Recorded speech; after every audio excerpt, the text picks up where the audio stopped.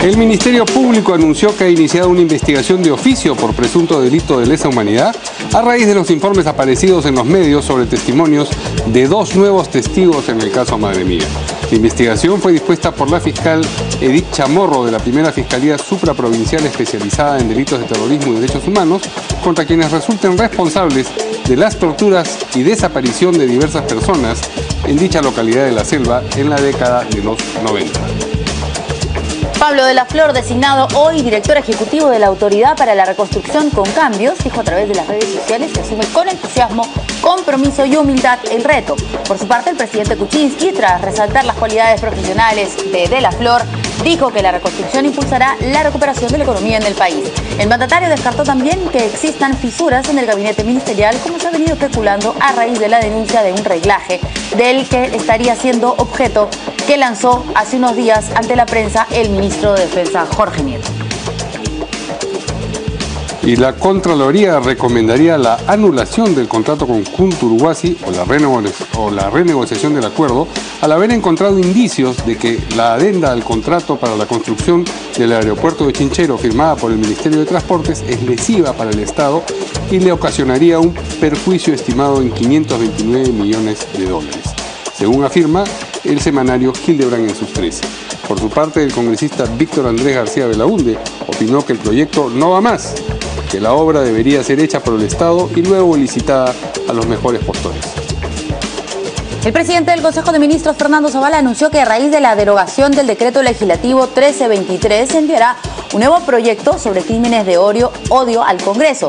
Mercedes Arauz, congresista oficialista, consideró que la referida derogación constituye un retroceso con respecto a políticas con las que el Perú ha estado comprometido desde hace muchos años. Por su parte, Luis Galarreta, de Fuerza Popular, opinó en sentido contrario y consideró que por influencia de 2 o 3 ministros, el Ejecutivo tomó en cuenta un tema que no había sido materia de delegación de facultades legislativas. Y para estar informado las 24 horas del día, usted tiene que seguirnos en nuestra página web www.canaln.pe.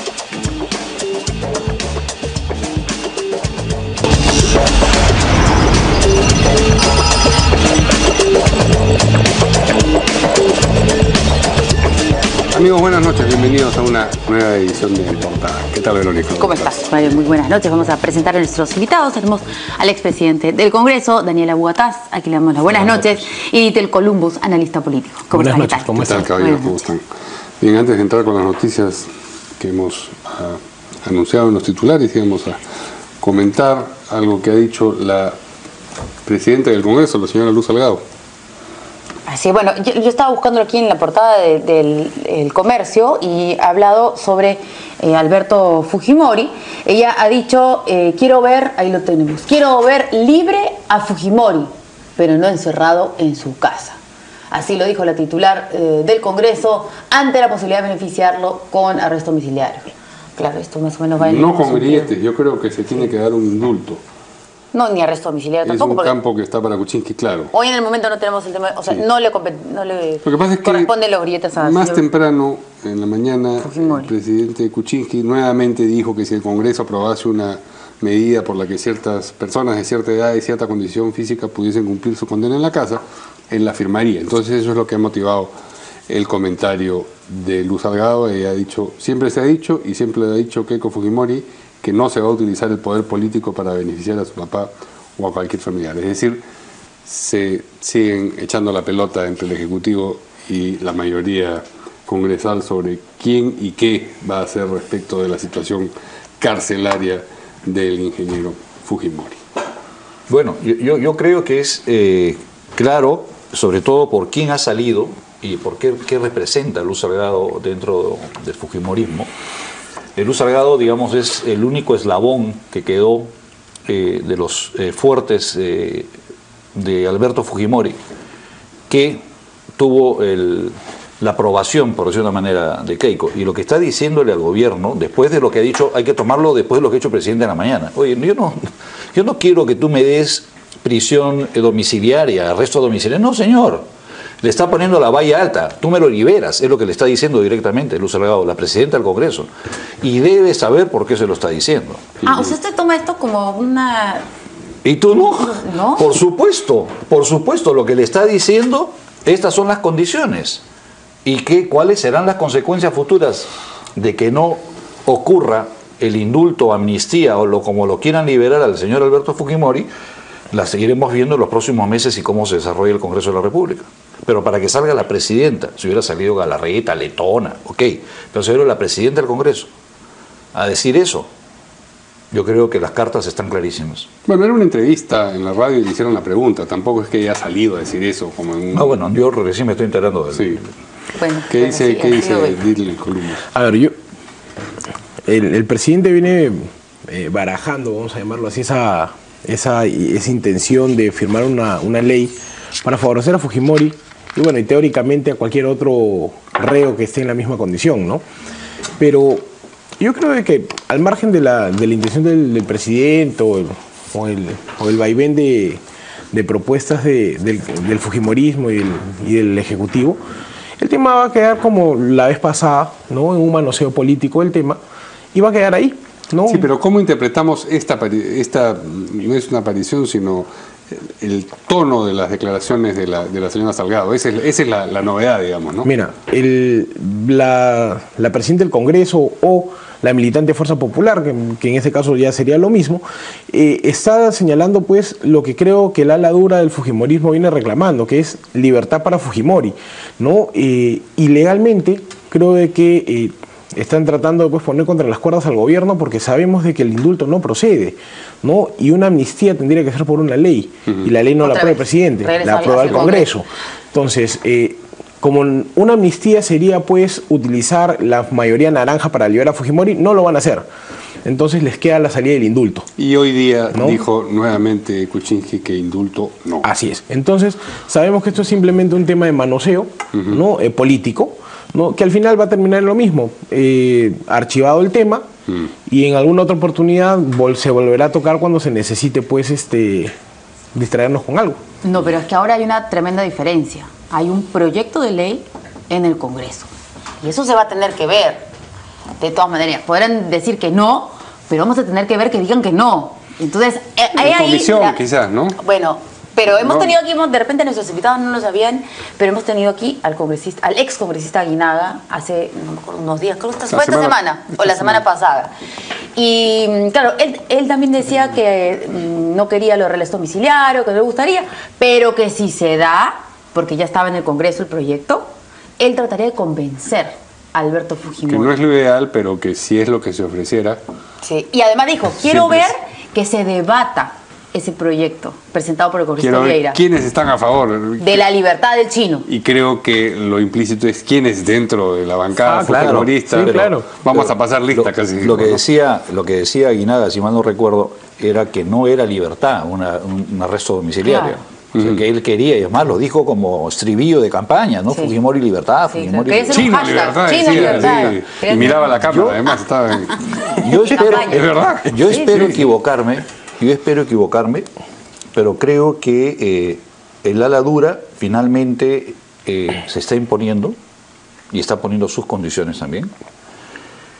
Y ya lo veremos, o sea, veremos si es que cuánto dura Vizcarra y veremos si Basombrío pasa la valla y ya cuando tengas al cuarto o al quinto, vamos a ver si no comienzas a bailar sobre la base del indulto.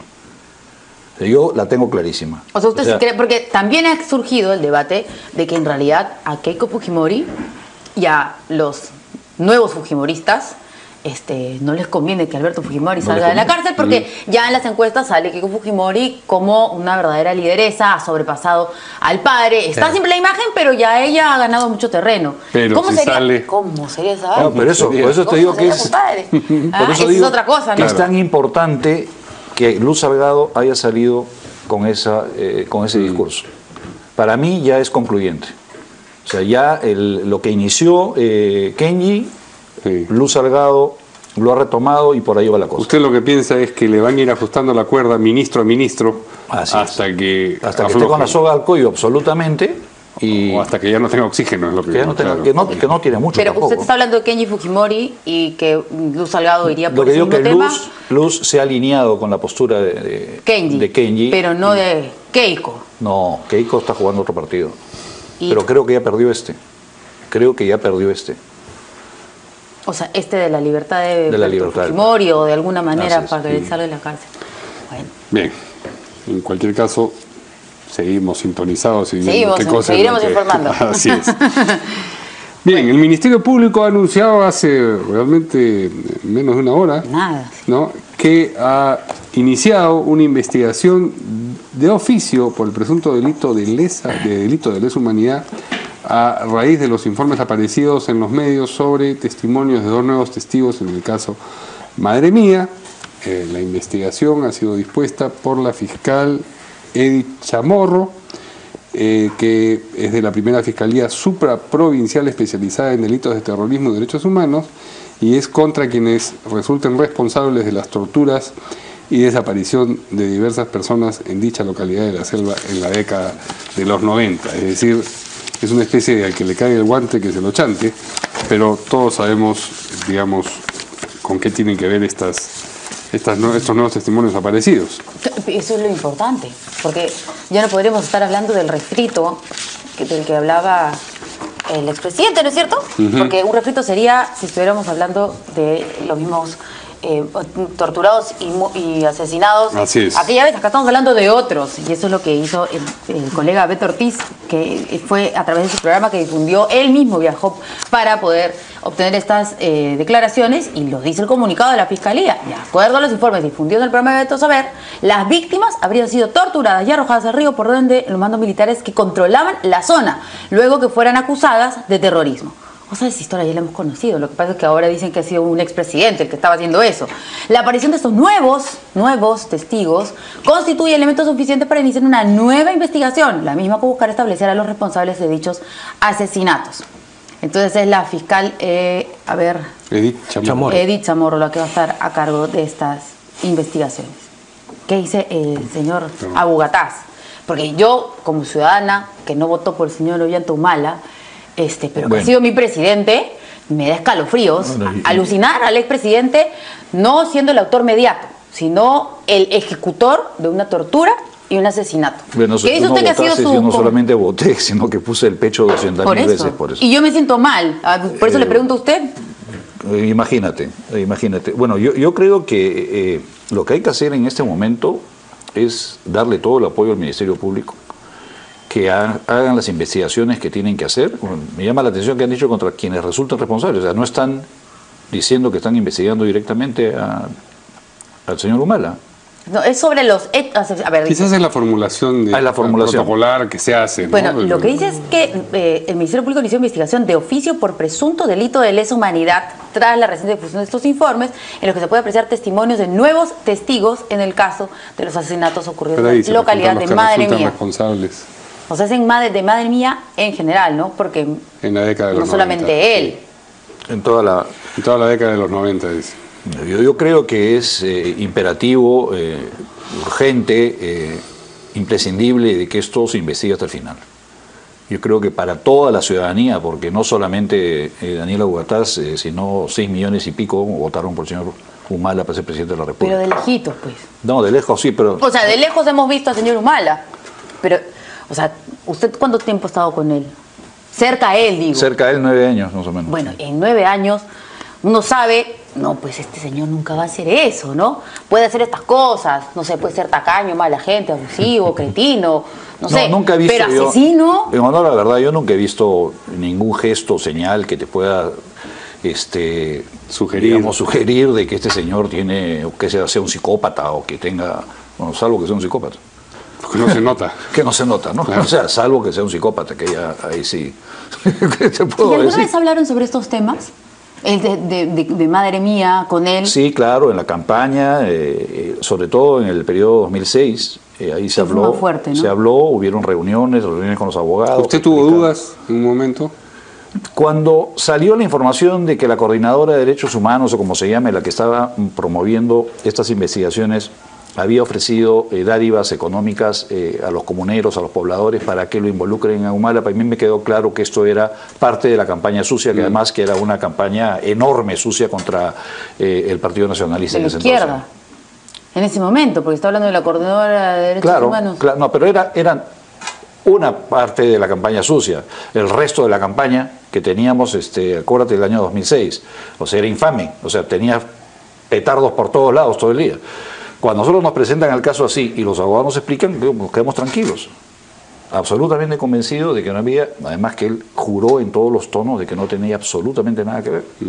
Y decía, ¿cómo voy a hacer yo eso? O sea, ¿cuestionaba eso o simplemente decía, soy inocente? No, que no tenía absolutamente nada que ver en el tema. Que cómo se nos ocurría pensar que él podía haber estado metido en algo así. El video de este pago que se le hace al hijo del testigo, ¿cómo se llama? Que le hace una persona que trabajaba con Amílcar Gómez al hijo del testigo, el señor Ávila, creo que el señor Ávila, que eso aparece aparece en el 2011, pero había ocurrido en el 2006, durante la campaña del 2006, en el 2011 aparece el video. ¿Eso tampoco lo hizo dudar? No, la verdad que no le presté mucha atención al video, quizá debía haberle prestado más atención. ¿Qué dice Dietl?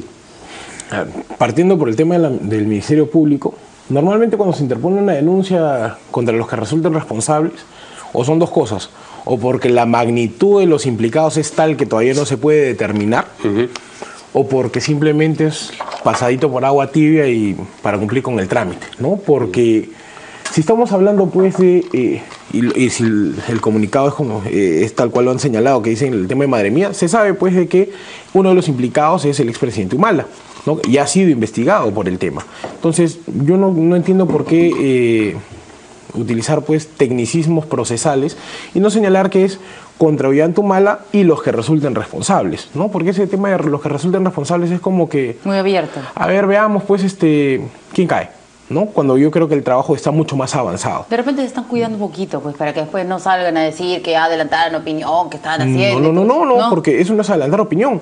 El Ministerio Público tiene la obligación de investigar penalmente a cualquiera que esté al menos en la presunción de haber cometido un delito, y eso no es adelantar opinión, porque finalmente el Ministerio Público, su función es esa, acusar. Claro. ¿No? O sea, en función de la presunción, acusar. Quien no podría adelantar opinión, en todo caso, sería el juez, ¿no? Porque él es el que va a juzgar, el que va a sentenciar. Pero el fiscal tiene todas las competencias legales así como para poder... acusado y luego en el Poder Judicial ha dicho Lo no. que pasa es que este es otro proceso. Es un proceso distinto, nuevo, con pruebas distintas, ¿no? Que no tienen nada que ver con lo anterior. Bueno, o sea, no nada que ver en el sentido de procesalmente hablando, ¿no? Así es. Son ya no tenemos estos testigos nuevos que cambiaron, que en todo caso ya no van a... No. O sea, la duda quedaba, aparentemente, según lo que dicen el fallo, ¿no es cierto?, de ahora, la Sala San Martín, es que la duda entre que sí y que no, mejor no lo tomamos, ¿no? Ahora es otro. Bueno, eso es un poco de... Hay que ver, pues, en qué va a terminar eso judicialmente, pero Daniel ha mencionado algo, ¿no? La Coordinadora de Derechos Humanos y demás que hablan de este caso, ¿no? Hemos visto, pues, en la semana que ha pasado testimonios, declaraciones en periódicos, en televisión, donde en buena cuenta lo que uno de sus representantes dijo es, mira, sí, yo sabía que Humala era un violador de derechos humanos, pero me valió gorro, ¿no? Yo preferí votar por él antes que por Fujimori, ¿no? Y quizá bajo la lógica de como no estaba tan seguro, no me consta o no lo vi, ¿no? Yo me imagino pues que los fujimoristas, al menos los más duros fujimoristas, estarán, como se llama ahorita, sonriendo, diciendo, bueno, pues cuando decíamos pues de que nosotros no sabíamos que si habían violación de derechos humanos, y Fujimori era un corrupto, etcétera, etcétera, y lo niegan para Humala, bueno, nosotros tampoco, ¿no? Entonces, es un tema bastante complejo políticamente, porque yo creo que de esta situación, quien, digámoslo de alguna manera, va a salir beneficiado es el fujimorismo, ¿no? Porque... ahora ya el tema de la violación de derechos humanos ya no solamente es del fujimorismo, ahora también es del representante o del presidente que llegó al poder apoyado por un gran sector de la izquierda, ¿no? Entonces, no sé, pues yo diría... Yo creo que ahí hay que hacer una diferencia.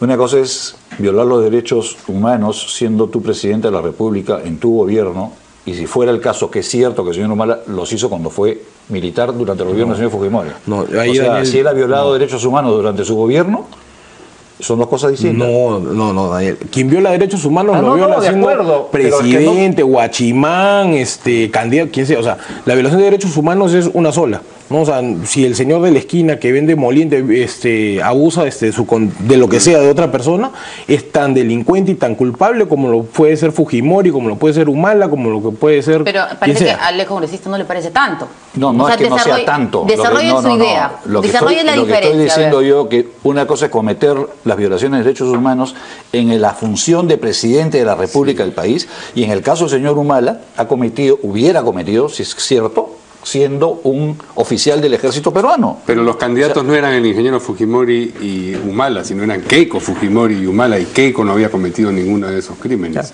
Digamos, bueno, a la hora de ir por el mal menor, esa también tenía que ser una consideración. O sea, es que este país es un asco. Mira lo que estamos diciendo. O sea, sí, claro, las comparaciones que estamos haciendo. Pero o sea, ¿y a usted le parece peor? Menos, ¿no? O sea, ¿a usted le parece que es más grave? No. Entonces, por eso le estoy pidiendo que desarrolle su idea para no malinterpretarlo. No, yo no he dicho eso. Y además, Daniel, si me permites, violar derechos humanos también es, por ejemplo, violentar la intimidad de las personas, y como por ejemplo que se le acusaba al expresidente Humala de hacerle reglajes a la gente de su gobierno, y era gobierno.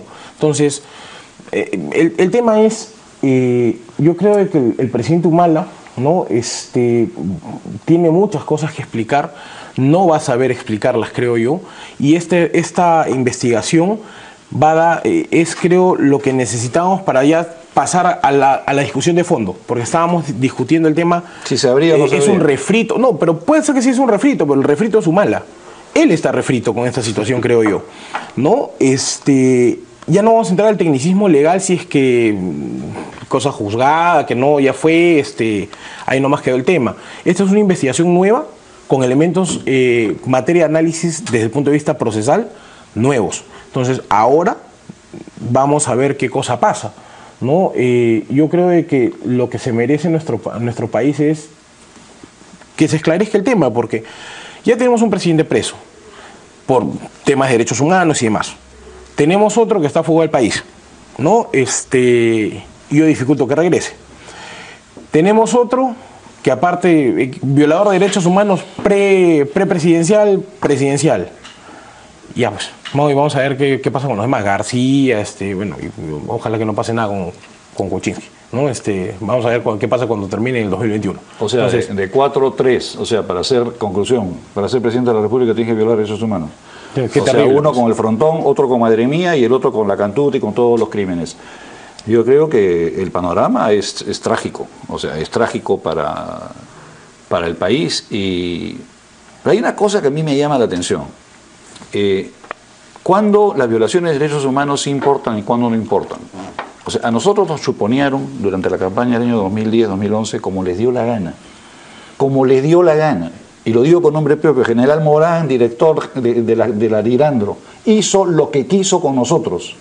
Eso fue denunciado, salieron los audios creo que Hitler o alguien lo sacó. No pasa nada, pues se trataba de nosotros. Entonces, las violaciones de derechos humanos, estamos viendo que al ministro de Defensa, el hombre que debe velar por la seguridad del país, está siendo arreglado hace 3 semanas. O sea, sigue siendo prácticas comunes. Durante el gobierno de Humala hubo reglajes a 500, 600 personas, incluido yo, incluidos ustedes, no pasó nada. Entonces, por eso. Entonces, ¿cuál es su conclusión? ¿Ah? ¿Cuál es su conclusión? Estamos en la ley de la selva. Cada uno hace lo que puede. ¡Qué madre mía! Bueno, eso sí, la verdad que Dios quiera que se aclare de una vez. O sea, yo creo que ese tema es fundamental para la democracia peruana y para la salud del país, ¿no? Se tiene que aclarar. Bien, bueno, vamos a ver qué cosa ocurre con esta investigación. De todas maneras, es una noticia que se investigue nuevamente el caso, pero con estos elementos que no habían aparecido hasta ahora. Los patas que han dicho que ellos... Bien. Vamos. Sí, por favor. ¿A una pausa? No sé si... Sí, yo creo que vamos a una pausa y regresamos con la designación de Pablo de la Flor como director ejecutivo de la Autoridad para la Reconstrucción con Cambios.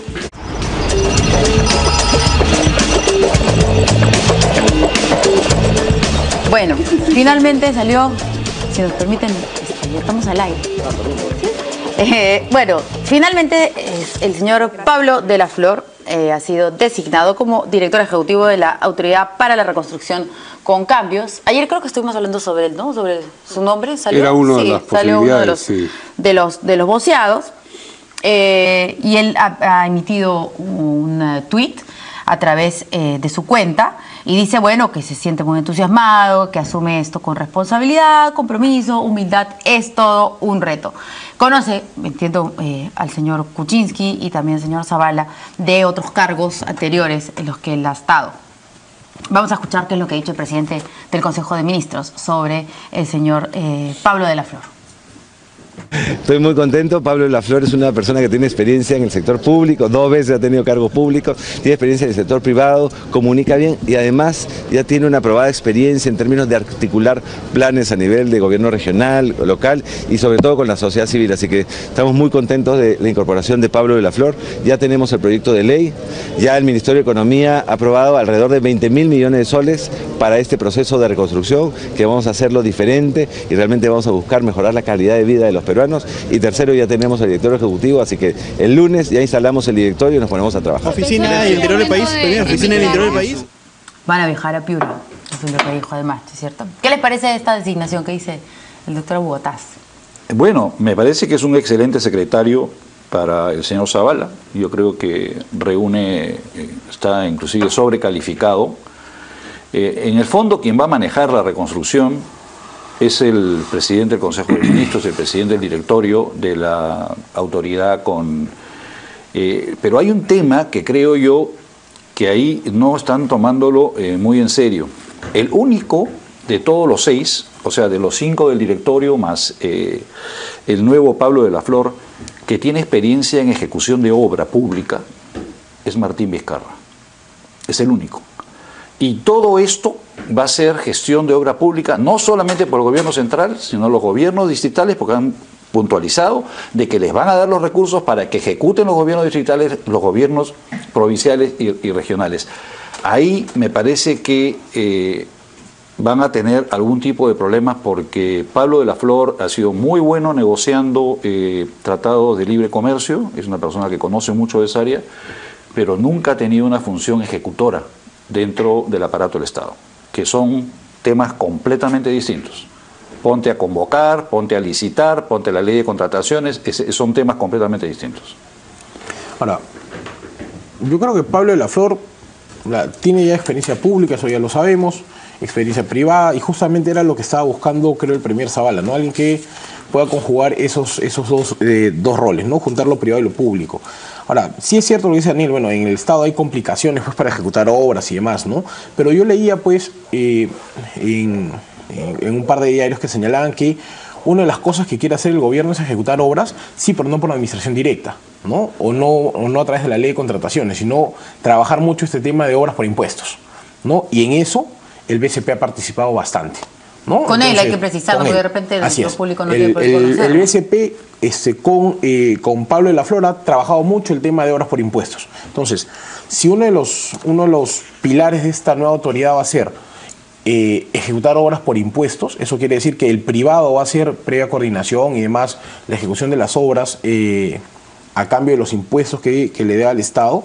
Entonces, digamos que la reconstrucción va a ser un poco más fácil por los tiempos, sobre todo, ¿no? Porque es mucho más fácil que el privado con tiempos, con normativa no estatal, pueda ejecutar este tipo de proyectos. Ahora, si estamos hablando de ejecución de proyectos de inversión pública, ya la cosa cambia, porque tendríamos que ver, pues, si es que se van a exonerar el tema de los perfiles de inversión, que es un trámite engorroso, el tema presupuestal, si lo van a ejecutar desde el gobierno central o desde los gobiernos subnacionales. No, de los subnacionales. ¿No? Entonces, si es de los subnacionales, entonces es más complicado todavía, ¿no? Porque una de las principales críticas que se hacía, creo que en todos los gobiernos nacionales, es de que a nivel subnacional, pues, la ejecución de inversión pública es bajísima, ¿no? Por diversas razones. Entonces, ahí tendrían, pues, que afinar bastante y coordinar mucho el Ejecutivo con el gobierno regional de Piura, por ejemplo, ¿no? Para ver cómo van a encaminar rápidamente la reconstrucción de la zona norte del país, que a propósito, según la encuesta de hoy día, pues el presidente ha caído,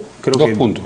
No, en la zona norte. En la zona norte ha caído fuerte, está en 29. 12, 13 puntos, sí. Creo, ¿no? Entonces, claro, en el general es 2 puntos, pero en la zona norte, que es la más afectada, creo que es donde ha tenido un bajón bastante considerable.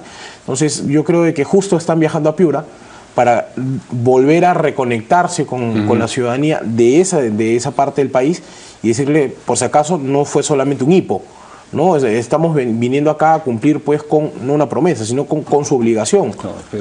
Pero es que ahí yo creo que una cosa es tener presencia, salir con los soldados, mojarte los pantalones, caminar, ayudar, que ha sido lo que logró levantar la imagen, porque era el apoyo político que necesitaba la población, sentirse, acá tengo un gobierno que me apoya, acá están, en buena hora, bienvenidos. Ahora es como lo que hicieron con Chincheros.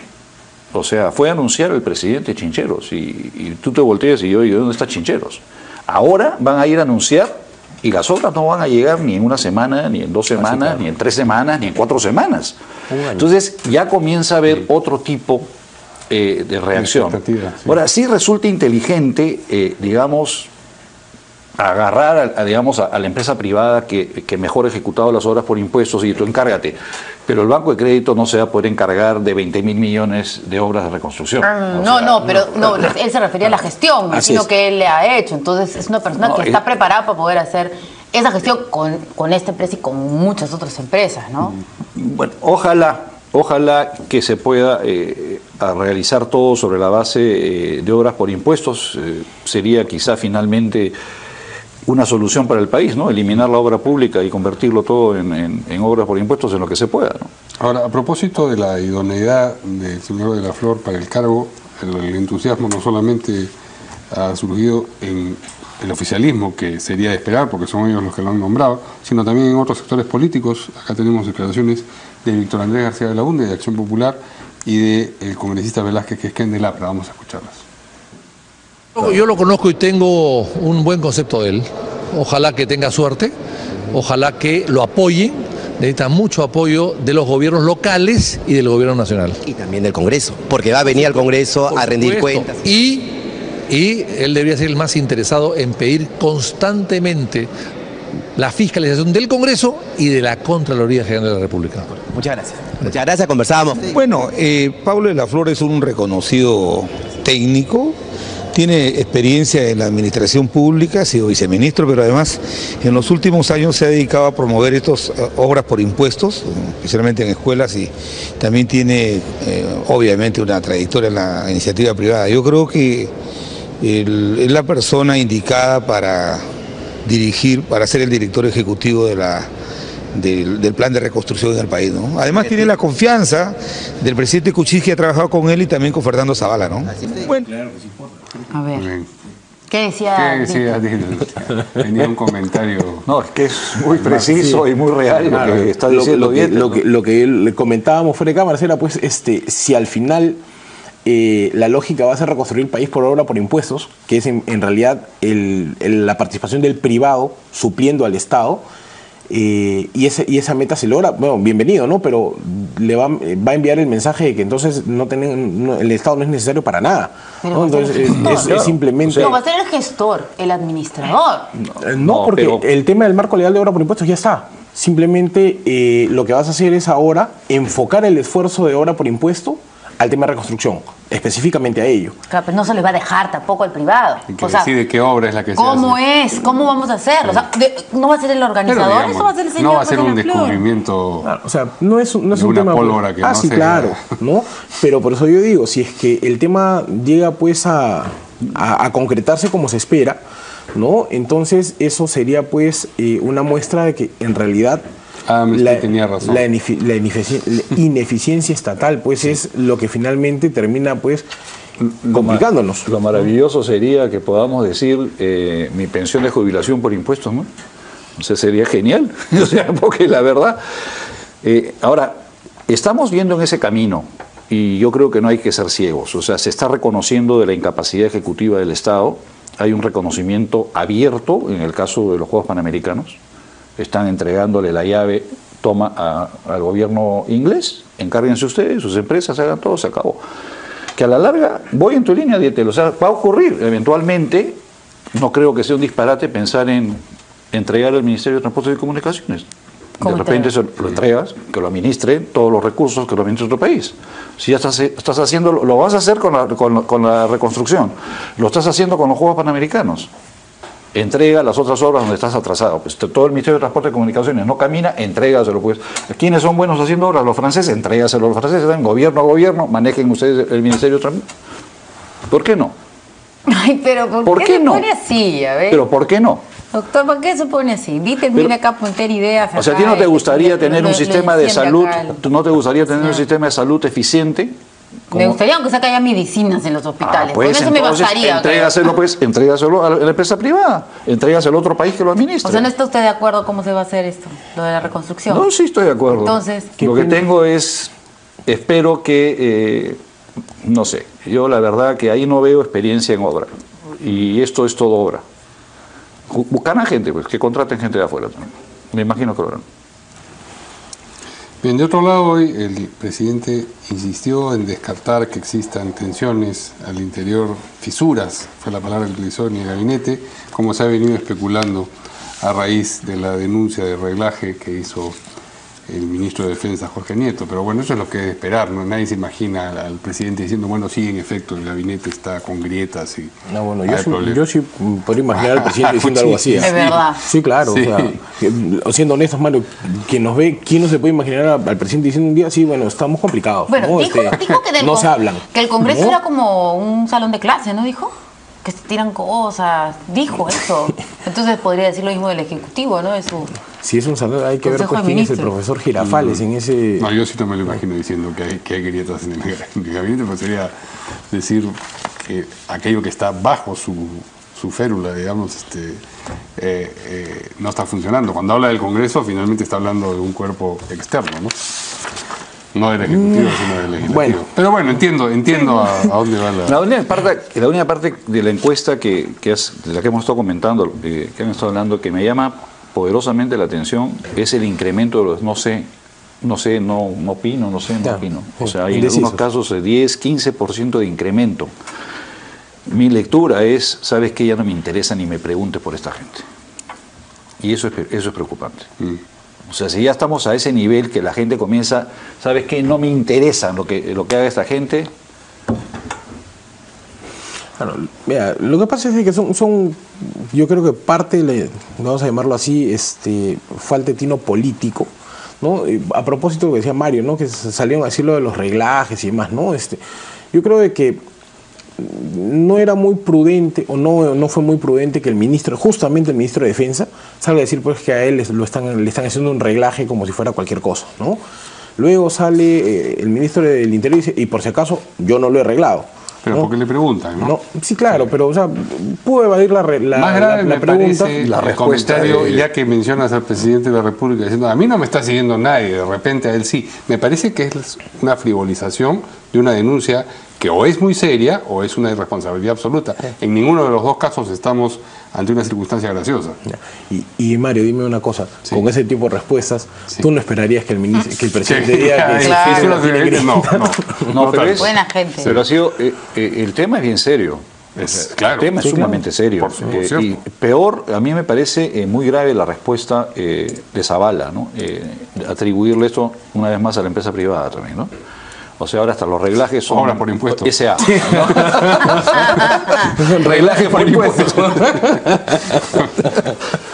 Eso me parece muy delicado, porque además se presenta como algo natural, ¿no? Como veníamos conversando. O sea, yo te chuponeo, yo te violo, yo te hago esto, ¿ves? Todo sí, bueno, no pasa nada. O sea, si para el presidente del Consejo de Ministros un reglaje al ministro de Defensa es empresa privada. Pero ahí el tema es... preocupante, ya al margen de que podemos hacer un poco de chacoteo con la situación, que no es un tema nuevo, sino que esto evidencia pues que no han tomado medidas correctivas, porque Mariano González, el ex ministro de Defensa, también denunció reglajes en su contra, y se supone pues de que si a un ministro de Defensa, que ya se evidenció en un medio de comunicación, que le hacían un seguimiento, para un tema yo creo de su esfera privada, pero reglaje finalmente, no se hayan tomado las medidas correctivas, preventivas del caso, y eso siga sucediendo, ¿no? Entonces, o son dos cosas, o es como se llama una especie de argumento así falaz como para salir del paso de la situación, o de verdad no tienen ni idea de qué cosas están haciendo y de verdad realmente sí les están haciendo un reglaje y recién se están enterando o porque el ministro Nieto lo denunció o porque se acordaron lo que pasó con González. Han habido en los últimos días unas movidas bien llamativas en el Ministerio de Defensa, ¿no? Una de ellas el retiro, destitución del jefe de Indesi, un almirante X, no recuerdo el nombre. Y eso te podría llevar a pensar de dónde viene el malestar que tiene Nieto y de dónde vienen o podrían venir los reglajes, ¿no? O sea, porque el manejo de... ¿Usted cree que ha sido interno entonces? No, más bien de las Fuerzas Armadas, ¿no? Dentro de las Fuerzas Armadas. Interno, claro. pues. O sea, no de las... Del Estado mismo, digamos. Que no son, ¿la Marina no es el Estado? Por eso, del Estado mismo. Sí. No de la empresa privada, ¿no? Por las movidas que han habido en los últimos días, podría ser una de las interpretaciones, ¿no? Ojalá sea esa y no sea otra. ¿Prefiere que sea del mismo Estado? No entiendo. Estoy confundida hoy día con usted, doctora Bota. ¿Tú qué prefieres que sea? Que no haya ninguno. Ah, ya, también. Que no haya ninguno y que no tengamos a todos los ministros de defensa perseguidos, teniendo que ocultarse, grabándole los hijos, porque dice cada uno de sus hijos que los ha dejado en el colegio, hay imágenes de eso. Ahora, también sería bueno que el ministro, si ya, salga ahí y diga, aquí está lo que me están haciendo, pero hasta ahora ya va a pasar, de repente este domingo tenemos la exclusiva acá con la agenda política. Ojalá desde el punto de vista noticioso para nosotros, pero no, y además también lo responsable sería que un ministro haga la denuncia en el Consejo de Ministros o desde el Estado, ¿no? Parece que tiene que apelar a los medios porque internamente no le hacen mucho caso. Eso es lo que cabría, digamos, suponer a partir de lo que está ocurriendo. Pero en fin, estamos suponiendo muchas cosas. Las grietas. Y ahora, ya para ir terminando, los amigos de Hildebrand en sus 13 dicen que van a salir del gabinete. Bueno, han lanzado dos nombres porque estaban un poco especulando sobre quién sería el jefe, el encargado de la reconstrucción, ¿no? El llamado zar de la reconstrucción, y lanzaron unos nombres de la ministra Marisol Prestello y Ana Romero, que ahí va a haber ahí un enroque, no sé. También he leído por otro lado que van a salir, no sé. Eso será, me imagino, que para el 28 de julio. Sí, siempre acercándonos al primer año se comienzan a hablar de posibles cambios, ¿no? Pero vaya a saber. Vamos a una pausa, regresamos con precisamente una información de Hildebrand en sus 13 acerca de algo que estaría por anunciar la Contraloría. Volvemos con eso.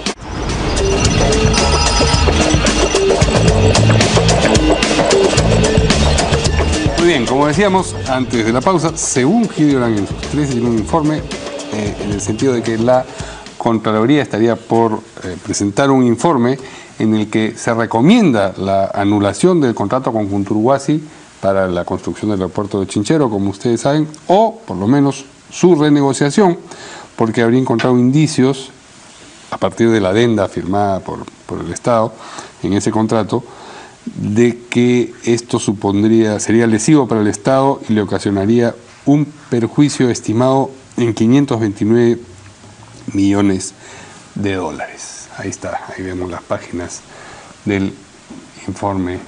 Eso, digamos, sumado al resurgimiento de la interpelación a Vizcarra, pues lo dejaría en un pie un poco incómodo. Todavía no tenemos fecha, ¿no es cierto? Al ministro de Transporte, ¿no? Recién... Bueno. Van a decir... La bancada fujimorista iba a decidir el martes. Sí. Pero, ¿no? Eso lo que decide es lo de Basombrío. Esto ya lo están apoyando, ya han firmado la moción. Tanto ministro que quiere interpelar que se confunde. Si nosotros recordamos cuando toma la decisión Vizcarra de suspender la ejecución del contrato, previamente había salido el presidente con la pizarra a decirnos de los ahorros, había salido el primer ministro en alguna oportunidad, había salido inclusive el ministro Torne,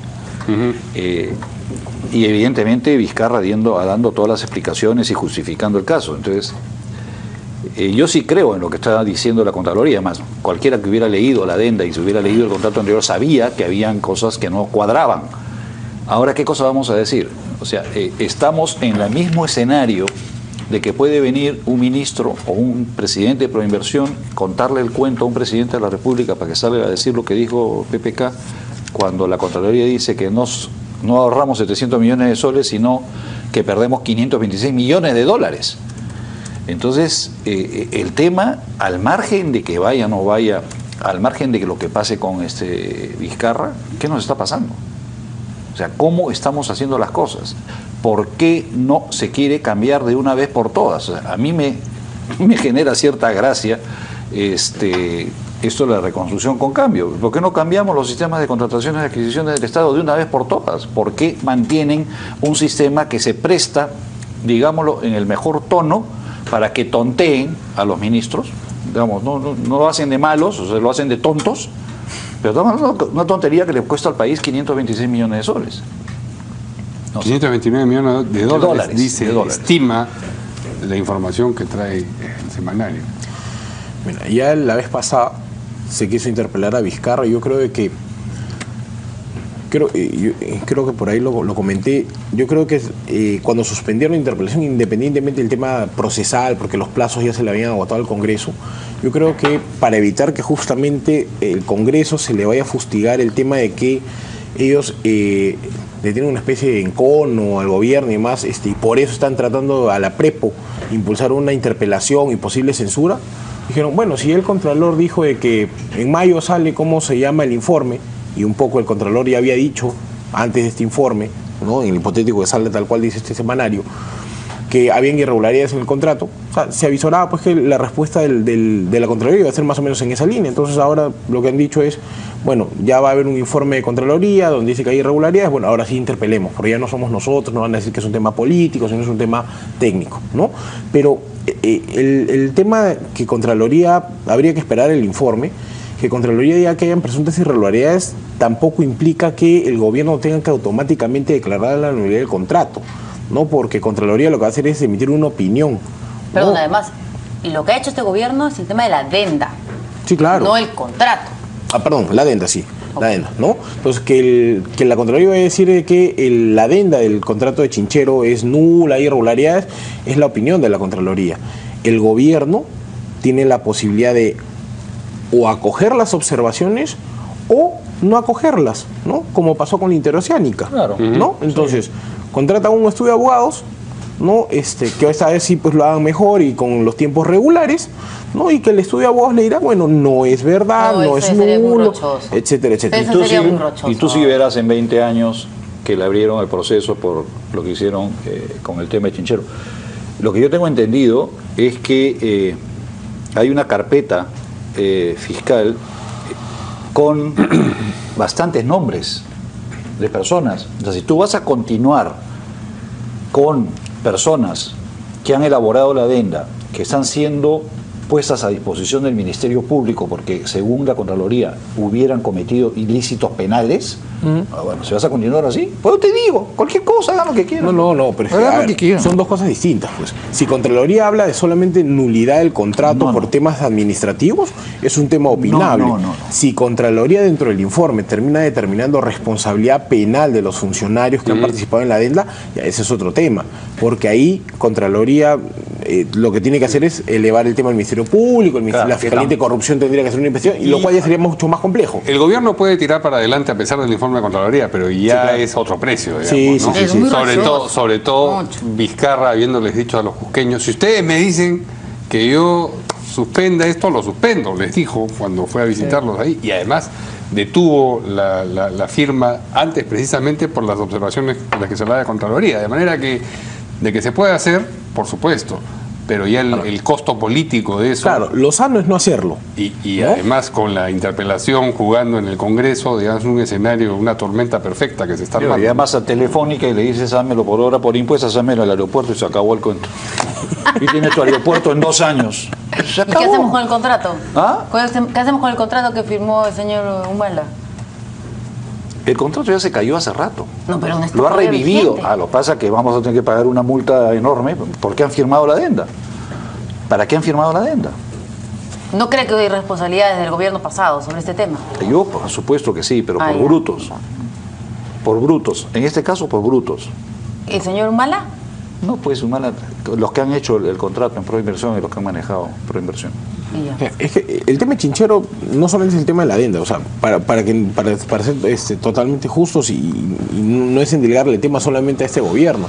O sea, el problema viene desde el contrato original, que es desde el gobierno anterior, ¿no? Entonces, eso ha generado pues de que se trata de hacer una especie de parche contractual, ¿no? Que al final les ha salido más complicado que la solución que se quiso hacer. Parche, lo que pasa es que tienen una pelea de pulpos en la cabeza. Quieren diseñar asociaciones público-privadas, hablo del contrato original, está mal diseñado. O sea, desde un principio estaba mal diseñado el contrato original. Entonces, cuando comienzan a perder el horizonte, el concepto de lo que es una asociación público-privada, la asociación público-privada es cuando el Estado no tiene dinero, dilatas el pago, le entregas al privado y tú le vas a ir pagando año a año a partir de un periodo. Esa es la razón de ser de las asociaciones público-privadas. Cuando hicieron el contrato de Kuntur, lo hicieron mal.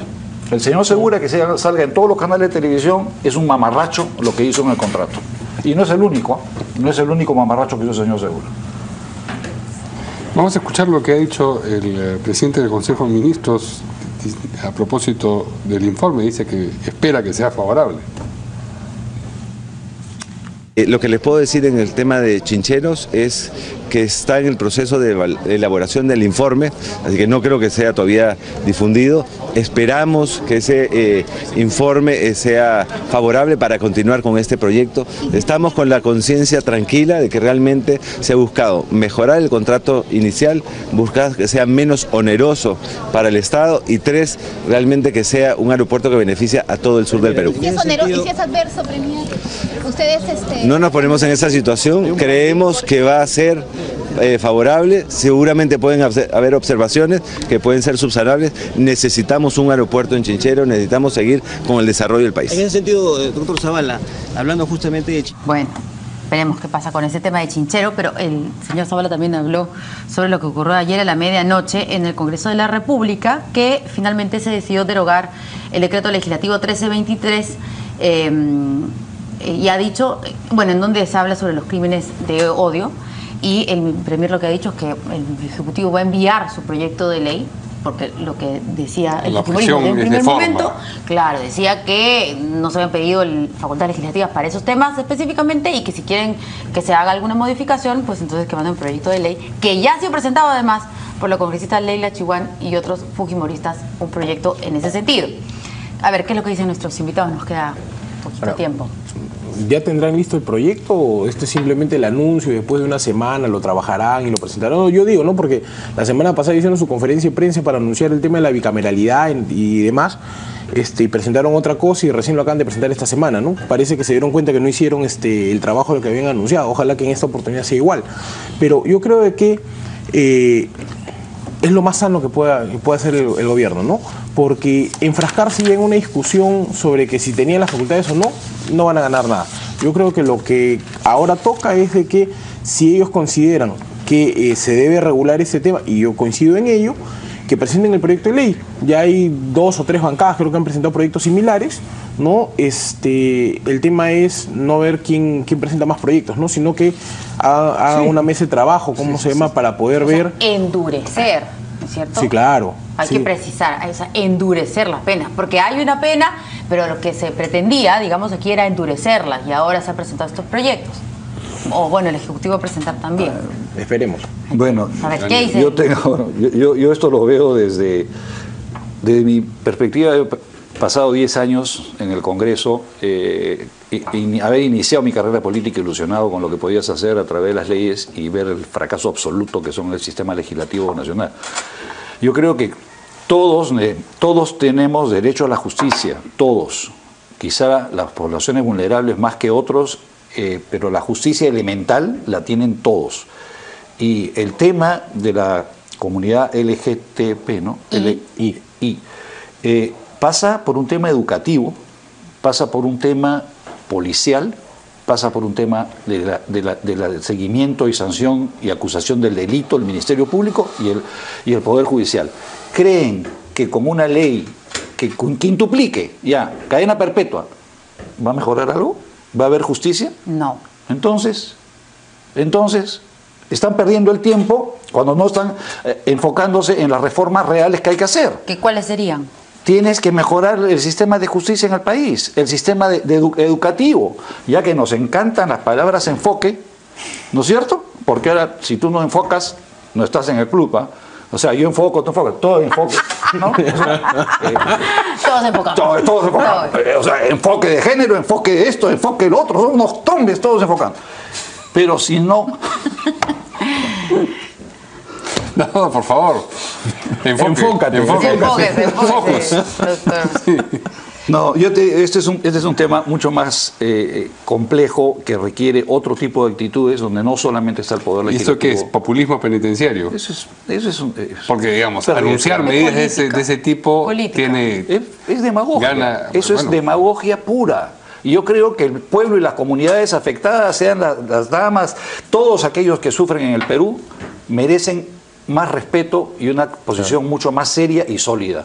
O sea, sobre todo con un proceso que tiene que ir desde la educación hasta la justicia final. Ese es Daniel tiene razón, ¿no? O sea, yo creo que la norma es necesaria. O sea, necesitamos un marco legal mucho más puntual, más severo, ¿no? Pero si de la mano de la norma no van pues mecanismos procesales idóneos, no sirve nada la norma. Porque es como la propuesta que hicieron, hay que triplicar las penas para otros delitos, ¿no? No, lo del feminicidio nomás. ¿De qué te sirve tener el triple de la pena si con la pena que tienes ahorita ni esa se cumple? Claro, o sea, no desde que se te denuncia hasta que te vayan a sentenciar realmente ya prescribió, ¿no? O hay 50.000 triquiñuelas procesales como para poder evadir la aplicación de la justicia. Así es. Entonces, el problema es de forma y de fondo. De fondo necesitamos una norma mucho más severa. De forma necesitamos pues mecanismos procesales que nos ayuden pues a aplicar justicia de verdad. Y eso no se hace pues a ver quién presenta más normas, ¿no? Muy bien. Bien, caballeros. Gracias. Les agradecemos su presencia y el optimismo que han... Hay que enfocarse. No, ahora nos enfocamos en el fin de semana. Dispensado a lo largo de todo el programa. Sistémico. El enfoque tiene que ser sistémico. Bueno, el optimismo y el enfoque sistémico. Nos vemos el lunes. Buenas noches.